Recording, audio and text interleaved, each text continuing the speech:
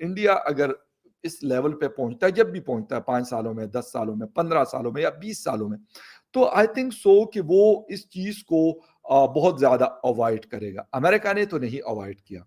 America को तो हमने देखा, उन्होंने इराक के ऊपर भी वो चढ़ दौड़े, अफगानिस्तान पे भी चढ़ दौड़े, सूडान पे भी चढ़ दौड़े, लीबिया पे भी चढ़ दौड़े।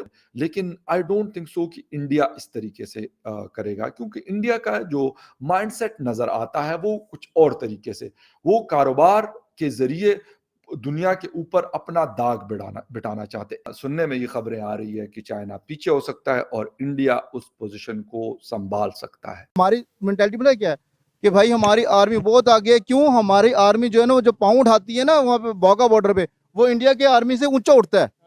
2001 में एक इकोनॉमी के हवाले से नोबेल प्राइज जीतने वाले माइकल स्पेंसिस का मानना है कि इंडिया का वक्त आ गया है, आ नहीं रहा, आ गया है। Everyone knows that India is number one. उसकी रीजन क्या है? उसकी रीजन ये है कि वो उसके ऊपर काफी काम कर रहे हैं, और अगर यहाँ पे देखा जाए तो यहाँ पे उसके मुकाबले में बिल्कुल काम नहीं हो पा रहा। और यहीं पर जब इस सबको हम देखते हैं तो हम देखते हैं कि हमारी जो जीडीपी है वो 0.3% हो गई है, जबकि इंडिया की जीडीपी जो है वो 7% से ऊपर जा रही है। कैसे देख रहे हैं सिचुएशन? सबसे पहले तो ये देखें ना कि मोदी सरकार जो है 10 साल तक मोदी सरकार ही वहाँ पे एक टिकी हुई है। कि वो देखें वो कहाँ तरक्की कर रहे हैं, कहाँ से कहाँ पे जाई जा रहे हैं। बस ये दिखाते हैं जी, वो देखें जी ये वहाँ पे ये हो गया, उनके फसादात चल रहे हैं, उनकी आपस में लड़ाइयाँ चल रही हैं, उनकी खालिस्तान चल रहा है। तो जी बात हम किसकी कर रहे हैं कि क्या इंडिया चीन को पीछे छोड़कर आलमी सुपर पावर बन सकता है? अच्छा, रिसेंटली यूनाइटेड नेशन के मुताबिक इंडिया ने चीन को पीछे छोड़ते हुए दुनिया में सबसे ज्यादा आबादी वाला मुल्क बना है। क्या इंडिया चीन की बराबरी कर सकता है या अपने अपने इस आलमी सुपर पावर पड़ोसी को पीछे छोड़ सकता है? मुख्तलिफ चीजें हैं, इकोनॉमी है, जियोपॉलिटिकल आपका जो इन्फ्लुएंस है वो है, इसके साथ साथ आपकी जो आर्मी की ताकत होती है या डिफेंस पावर होती है आपकी, वो भी बहुत ज्यादा इंपॉर्टेंस रखती है। कहा यह जा रहा है कि अभी चीन को इंडिया पर एक अच्छी खासी बरतरी हासिल है, लेकिन एक्सपर्ट्स ये बता रहे हैं कि ये सूरत हाल तब्दील हो सकती है और बहुत जल्द तब्दील हो सकती है। 2001 में एक इकोनॉमी के हवाले से नोबेल प्राइज जीतने वाले माइकल स्पेंसिस का मानना है कि इंडिया का वक्त आ गया है, आ नहीं रहा, आ गया है। ये उन्होंने वर्ड यूज किया। स्टीफन फोर्ड यूनिवर्सिटी के डीन और प्रोफेसर साहब ने बताया कि इंडिया चीन के बराबर पहुंच जाएगा। चीन की माशी यानी इकोनॉमिक जो ग्रोथ है उसकी जो रफ्तार है वो काफी स्लो है, मगर इंडिया की कम नहीं होगी। बल्कि बहुत सारी चीजें ऐसे, नए एयरपोर्ट्स बन रहे हैं, नई एयरलाइंस आ रही हैं, प्राइवेट जेट्स बढ़ रहे हैं। इसके साथ साथ वंदे भारत एक बहुत बड़ी खूबसूरत ट्रेन है जो इंडिया के नॉर्थ टू टू जिसे कहते हैं ना कि ईस्ट टू वेस्ट कनेक्ट करती है इंडिया को। एक तेज रफ्तार 180 प्लस किलोमीटर की ट्रेन है। इस तरह की वो सारी चीजें ये काउंट करती है आपके इस लेवल पे आने के लिए कि आप एक सुपर पावर हैं, ग्लोबल सुपर पावर है या नहीं है, या आप उसके करीब हैं। अगर बॉलीवुड की बात करते तो उसमें चाइना ने भी अभी रिसेंटली यानी 2020 में और 2021 में उन्होंने हॉलीवुड को पीछे छोड़ा है। तो ये चीजें यानी इसका मतलब ये है कि जो कंपटीशन है वो इंडिया वर्सेस चाइना ही चल रहा है बहुत सारी चीजों में, क्योंकि इंडिया का अमेरिका का इन्फ्लुएंस रहा है दुनिया भर में, इसमें कोई शक नहीं है। अभी भी शायद किसी हद तक मौजूद है, काफी हद तक मैं कहूंगा, लेकिन बहुत हद तक नहीं है। उसमें उस जगह को देखने में आ रहा है कि उस स्पेस को शायद इंडिया बहुत तेजी के साथ कवर अप कर रहा है। वो जापान की बात करें, वो ऑस्ट्रेलिया की बात करें, वो यूरोपीय यूनियन की बात करें, वो गल्फ की बात करें, कोई जगह ऐसी नहीं है कि वहां पे हिंदुस्तान का इन्फ्लुएंस मौजूद ना। वो रशिया की बात करें या फिर यूक्रेन की बात करें। अभी रिसेंटली जब G7 का इजलास था तो वहां पे जितने भी वर्ल्ड लीडर्स आए थे वो सब की ये कोशिश थी कि वो किसी तरीके से इंडियन प्राइम मिनिस्टर के साथ मिल जाए, जाके गले मिले, जाके उनसे बात करें। क्यों?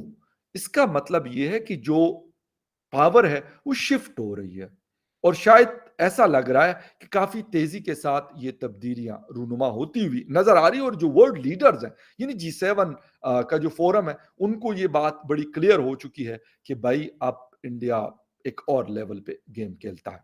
और यहीं पर जब इस सबको हम देखते हैं तो हम देखते हैं कि हमारी जो जीडीपी है वो 0.3% हो गई है, जबकि इंडिया की जीडीपी जो है वो 7% से ऊपर जा रही है। कैसे देख रहे हैं सिचुएशन? इंडिया की मिसालें देते हैं और बड़े हैरत से कहते हैं जी कि इंडिया का जो है वो जीडीपी 7% और फलां परसेंट हो गया और हमारा 0% पे अटक गया। लेकिन आपको ये नजर नहीं आता कि ये जीडीपी इंडिया का जो हो रहा है और ये तरक्की हो रही है उसके पीछे एक पूरा एक फलसफा, एक पस मंजर है और उसका सीधे सीधी जो है एक लॉजिकल, रेशनल और सैन किस्म की इंटरनेशनल फॉरेन पॉलिसी है जो नॉन अलाइन मूवमेंट से शुरू होती है।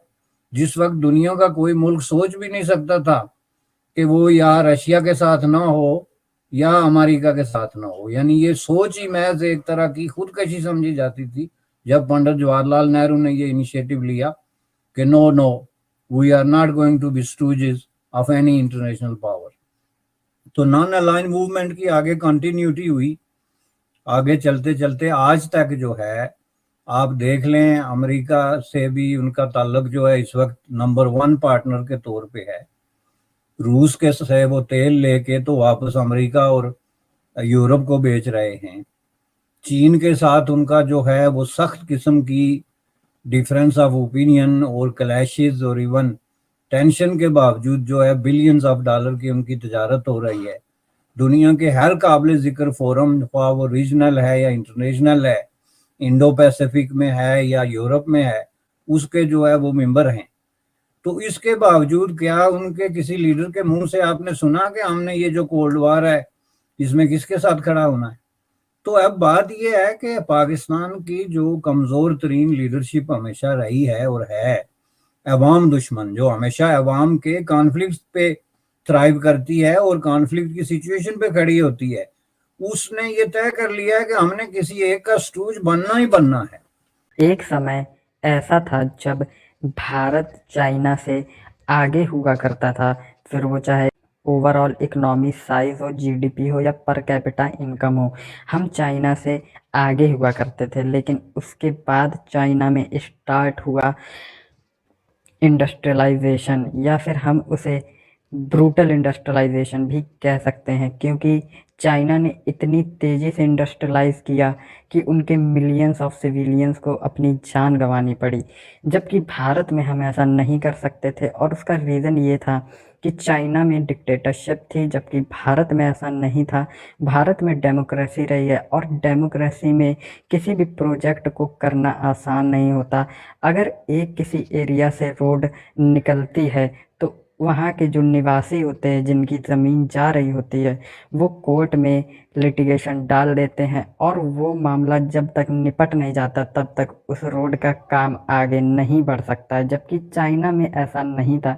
चाइना में सिर्फ एक लाइन खींची जाती थी, यहाँ से यहाँ तक रोड जानी है, और वहाँ रोड बना दी जाती थी। रास्ते में जो भी आता था उसे हटा दिया जाता था बाय फोर्स। चाइना के अंदर जो सेटअप है 1 पार्टी सिस्टम का, उसकी वजह से वहाँ बहुत ही तेज़ी से डेवलपमेंट तो हुई, लेकिन अब वो डेवलपमेंट सैचुरेटेड नज़र आ रही है और अब चाइना की ग्रोथ रेट पहले की तरह बहुत ही हाई नहीं रही, अब 4 या 5% पे ही रह गई है। जबकि इंडिया अभी भी बहुत ही तेज़ी से ग्रो कर रहा है और दुनिया में ऐसी बातें एक्सपर्ट्स द्वारा हो रही हैं कि भारत ही वो कंट्री है जो चाइना को ओवरटेक करेगा और चाइना ओवरटेक करने वाला है अमेरिका को। तो इस लॉजिक के साथ भारत आने वाले समय में एक सुपर पावर बन सकता है, लेकिन उसके लिए बहुत ही ज़्यादा मेहनत, कड़ी मेहनत करनी होगी और बहुत ही पेशेंस रखना होगा।